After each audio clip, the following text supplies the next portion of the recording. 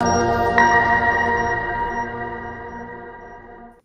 this is Jon. Welcome to Think Business.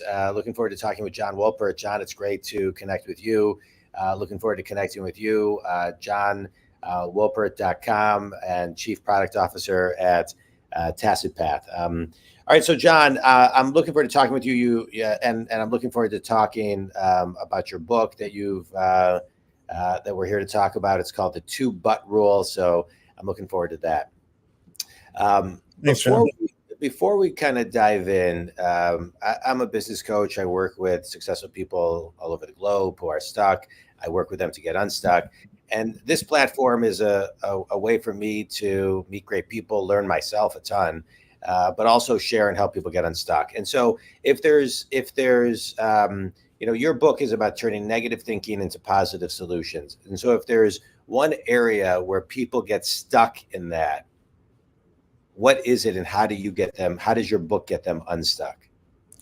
Well, I think across the spectrum from personal life, changing careers, starting a startup with no money, to big enterprise stuff. And I've been across all of that stuff. I've started 3 companies, working on a really interesting AI project now.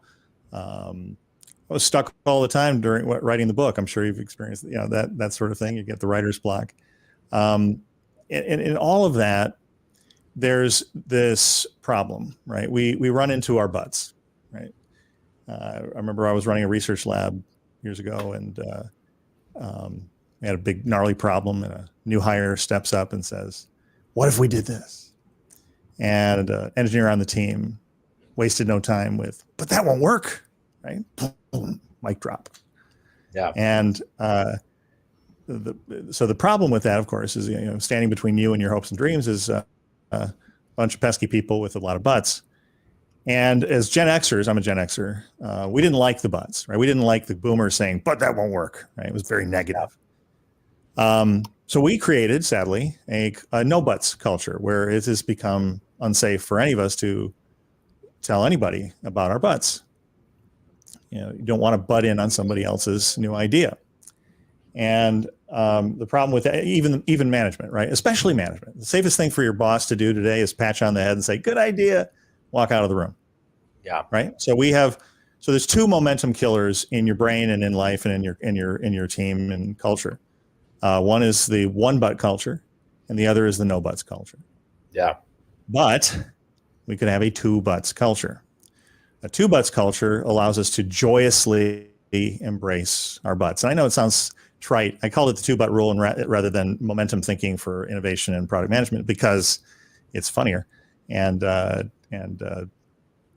think we're trying to get that concept, digestibly into the culture. So you want to really make it memorable. So I'd rather somebody say, "Well, we can do momentum thinking," or "Show me your butts." And so that's the 2 butt rule in a nutshell. There's a lot of nuance to it because it's not simply about simply saying, "But it won't work." But this is what I did with that engineer. I said, "But it would work if." Yeah. And he looked up at the ceiling and went, "But it would work if gravity was different." Right. And not a minute later, another engineer went, wait a minute.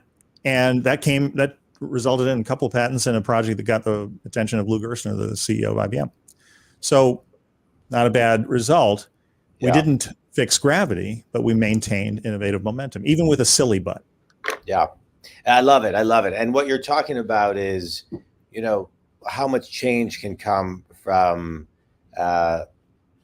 perspective of just another way of asking a question.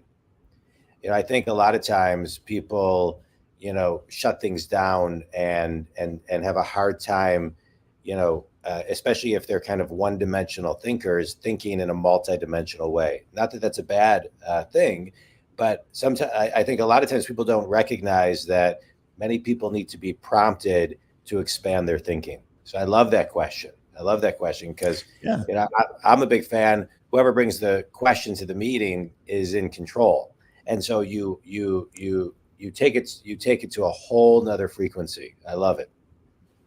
Yeah, you really, when you get stuck, you're probably running from your butt. right? And Yeah. which takes commitment. I mean, it takes commitment to run from your own butt. But, Right. Or right. Yeah. That is a commitment. Or you're just asking yourself the wrong questions. Right. And sometimes it's just you need somebody to give you a new question and get you thinking. Well, and I think that's an entire topic of its own. But I'll say that with the butt problem is getting stuck. Really, I think often is. I've sat right in that chair right over there, and working on the problem I'm working on with this really interesting AI problem having to do with TacitPath's mission is really around a project I've been working on for 30 years almost now. It was given to me by Nick D'Onofrio, the great technology head of IBM. And the problem is a conundrum in coordination, multi-party coordination. My intentions and your intentions. How do we know that our intentions are in a state where you and I could help each other and not hurt each other? And how do we find that out without exposing our intentions to each other? And what if I expose my intentions to you and your intentions change in a way that would hurt me? Yeah. So I've always been fascinated with that problem. It's a gnarly problem. And I have run from my own butts. I'm like, hey, what if we did this in my own head? And then sat and got stuck for days, years, months, years, running from, but we can't do that. Okay. And then you run away from it. You don't embrace it. You don't joyously go, okay, but we could solve it if gravity were different. Right. Or, no, I love it. Right. I love it. There's a great TED Talk, The Power of Wonder by Jeff Perkins. I don't know if you've watched it. If not, you would love it. And he talks about the wonder of bringing his, I want to say grandson or child, I can't remember off the top of my head, to work, and just the wonder, the mindset, right? The childlike innocence of why is this happening? Why is this? And all the ideas that came from that. There is a story, I don't know if it's an urban legend or not, I don't think it is, of a truck that got stuck under a bridge. And they called out all the, top engineers, from all over, blah, blah, blah, blah. And then some 7-year-old kid said, well, why don't, but what if you just let the tires out of the tires, right? So sometimes we need to kind of tap into that, that wonder, that childlike perspective of things. No, I appreciate you sharing that. Yeah. There's quite a lot of nuance to it, right? Because you have to have that wonder, and we have to. There's so many hard problems in the world, and moving fast and breaking things is breaking things that we can't afford to break anymore. Yeah. But we can't slow down. Yeah. But we can maintain momentum by actually if you go to 2BGPT, number 2BGPT.com. You'll go to the prototype of something I'm working on now, and more advanced version of, but it's effectively the 2-but rule GPT, right? In fact, cool. we think this is the first Wiley book, at least, maybe the first business book to release on the same day as its GPT companion. Okay. And it'll take you through as many butts as you can possibly stand. And the problem with the 2-but rule is that humans tend to get fatigued chasing down their butts over time, right? So in a way, I wonder if this isn't an approach that is important for AI, and that if we do enough 2-butting and that gets into the content that informs AI, maybe when Dr. Evil says, hey, what if we did this? It'll say, but maybe not. but what you really want is for your mommy to love you, and this will make a lot of mommies hate you, but we could get you therapy, right? That would be a good 2-but. So if you want to really explore an intention that you have, and really most of the book is about intentions, right? Like solving the plastic problem in the ocean, right? The big gnarly problem. Yeah. How do you solve that? How do you change careers? How do you, when you have a family and people rely on you? There's a lot of buts in that, and you can run from those buts for your whole life, and then wind up on the other end going, "What did I do?" Yeah, I just went to it and typed in I want to walk to the sky but can't. What did it say? It gave me so much I can't even describe. But it said but you can't physically walk to the sky because it's not a solid surface you can step on. But it could work if you redefine walking to the sky as moving upwards towards the sky using a mechanism like a high altitude balloon or an aerial lift system designed to elevate you into the air. But people may object, it's fun. It's fun. I'm going to play around with it. It's super fun. Yeah. People are like, oh, I never would have thought of that objection. So the 2-but rule is really about intentions. Yeah. Years ago, I started an organization that the Australian government and the UK government funded called IXC.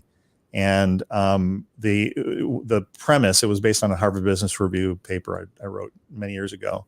And the Australian government got excited about it. And we effectively put intermediaries, basically humans, commercially castrated humans, down at the bench level research labs of a bunch of companies. And last I checked, it generated about $500 million in deal flow between companies and never would have known to talk to each other about anything, which was very cool. But what we thought at the beginning was that it was about inventions and intellectual property and sharing that. No, it was about intentions. Yeah. You can share your inventions all day long. Here's my pencil. Here I can, or here's my pen. I can invent, I can patent it. I can tell you about it. I can show it to you. I can put it on the table and it does nothing. But if I pick it up and I intend to write something down, okay, or might intend to shove it in your eye, and now it's a disruptive innovation. Right. Yeah. But in sharing that intention would be kind of tricky, right? Because if I shared it with you, you're not going to let me shove it in your eye. And if I tell somebody else, they might call the police. So intentions are really hard to share. And it turns out that when you're focused on somebody else's intention and the needs behind why they want to overcome a problem or capture an opportunity, just like 2BGPT did just for you, it's like, well, you can't walk to the sky, but I think I understand why you want to. Yeah. Right. And here's some other ways to get that done. So for example, with the pen, I can say, but it would be a bad use of the 2-but rule to say, but, it would be hard for you to put that pencil in my, or that pen in my eye, but because I will stop you, but you could sneak up from behind me. That would be a bad use. Yeah. But if I said, but, I don't want you to put that pen in my eye because it would hurt, but I understand why you want to. And A, I'm sorry. And B, you can punch me in the arm, right? Yeah. That would be a better use of the 2-but rule, right? So being in touch with your own intentions or with the other guy's intentions and in touch with the needs that are driving you to object to those intentions. There's usually at that level of abstraction, a way to square those two things. And you turn a teeter-totter problem into an airplane wing and you can both go up together rather than having to compromise. Yeah. I mean, compromise is a poor substitute for innovation if you think about it, right? Innovation is when you get both people to go up at the same time rather than compromising on who's going to be up or down. Yeah. No, absolutely. Absolutely. I love that. Let me ask you a question. When you're talking about intention and, I think sometimes, a lot of people are not moving with intention. I see it in my work where it's hard sometimes for people to allocate time, find the time, take the 30 seconds to set an intention for the day. One of the things I started doing a while ago is and I have it time blocked on my calendar, is to set intention for the day every morning. And even though it takes less than 30 seconds, I can feel the resistance to take the time to actually do it because you have to go and pause for a second. And so what would you guide someone? How would you guide somebody to make and take the time consistently to set intention in not only their day, but in everything that they're doing? Well, John, I have two answers. One is I try, and I'm pretty good on a good day. I will sit in a chair for an hour and a half and do absolutely nothing. And some of the best stuff I've ever done, in the last 5 years, certainly came out of that. And John Cleese has a really good from like 1992. If you look up on YouTube, Creativity in Business, John Cleese, it's a life changer. Really, really good and funny speech. Old school. I mean, it's the Governor's Club in 1992 in England. John Cleese. Yeah, the comedian. I mean, he had a long side gig as a business advisor. Oh, 1991. Yeah, 91. And Okay. so I think, just sitting there and letting your brain do its thing, you're going to go through a half hour of just trying to think of all the things you need to do today. And then your brain starts giving you rewards for sitting there. And you have to be sure to tell your brain that you're going to stop in an hour and a half. And you have to be sure to tell your brain that you aren't going to stop until an hour and a half. Yeah. So that's one thing. If you've got that hour and a half to spare. The other thing is keep an eye on my LinkedIn. I just want to say one thing on that. So I think some people may say, wow, an hour and a half, that's a long time. I do transcendental meditation, which is 20 minutes, twice a day. Sometimes I do it once a day. But start with 1 minute, right? I mean, if somebody can't do an hour and a half, start with sitting in a chair for 1 minute, because that can be really difficult too for many people, and then grow from there. Yeah, I think it would be hard for me to start meditating for an hour and a half, but it's easy enough to sit in the chair. So, which can get you to meditation. But I take your point very well, right? That you do want to start small. And I think the word meditate, wouldn't you agree? The word meditation can be kind of scary, whereas sit in a chair is a little easier, right? Yeah, it depends on the audience. I use kind of both definitions sometimes. So But yeah, I think so. The other way to go about it is keep an eye on my LinkedIn, because what I'm working on right now with AI has to do with exactly this problem. That's why my company is called TacitPath. Not only there is the problem that we need to coordinate between separate entities, people and companies, without actually sharing the data that is required to coordinate, which is a really interesting problem, right? Supply chains have this problem. You had this problem when you were enamored of somebody in high school and your best friend was dating their friend, and you didn't want to tell your best friend because they were a big mouth, right? So your intention to date their friend's friend was a scary intention, right? How do you get help without exposing your intention, right? We take that risk every day. But companies have an even harder time of that. And headhunting, executive recruiting is all based on that, right? I'm the board of a company and I want to fire my CEO. You're the CEO of a big company. You want to leave. Neither of those two parties can tell anybody other than, say, Heidrick & Struggles about anything. And then Heidrick & Struggles keeps that secret and finds the match, right? Yeah. So this double blind, we need to share but can't share problem is really interesting. But it starts with intentionality. And the problem is, if you ask people what their intentions are, they usually don't know. Or they do know, but it's tacit knowledge. And it gets teased out. It's amazing how good vector system AIs and the vectors based on your content and your conversations and your documents and your email will tease out intentions you had no idea consciously you had. Yeah, it's great. It's great. So tell everybody in kind of 30 to 60 seconds a little bit about what your business does and who your ideal clients are. Well, that is my business, and we consult with effectively that problem, the we need to share but can't share problem. Yeah. So any organization, alliances, consortia, any company that's dealing with other companies. I know a guy that is in the automotive industry. He collects a lot of data from the supply chain so that they can do supply chain risk analysis. You know how hard it is to get that kind of data out of the thousands and thousands of suppliers down an automotive supply chain is? And now you've got all this data, which is really dangerous to have, because who knows who's going to screw up and let that data out, right? So you got a bad day. But what if there were new techniques that allowed you to leave the data in the vendors and they don't have to give it to you at all, and you can still do your job using zero knowledge cryptography and some other interesting techniques. I love it. I love it. So, quick speed round. You've written a book, but what's a book that's had the biggest impact on you?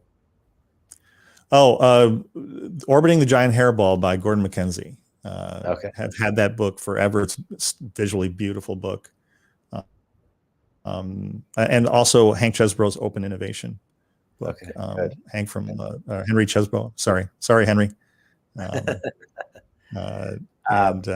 Yeah. Best piece of wisdom you've ever received? Yeah. The best piece of wisdom led to my book, right? So I was at the end of, I'd gotten sick of blockchain and cryptocurrency type stuff, and spent some years in that. I was one of the founders of Hyperledger, and worked in that industry for 8 years, and got very tired of the fact, that the technology doesn't work and can't at scale because it's a replicated singleton. You can't do that. Laws of physics stuff, and I didn't like the grift. So I got out. I was fresh out of butts, and Wiley called and said, "Hey, you want to write the Blockchain is Dead book?" I said, "No, that's too much negativity." But years ago, somebody said to me, "Always butt the butt."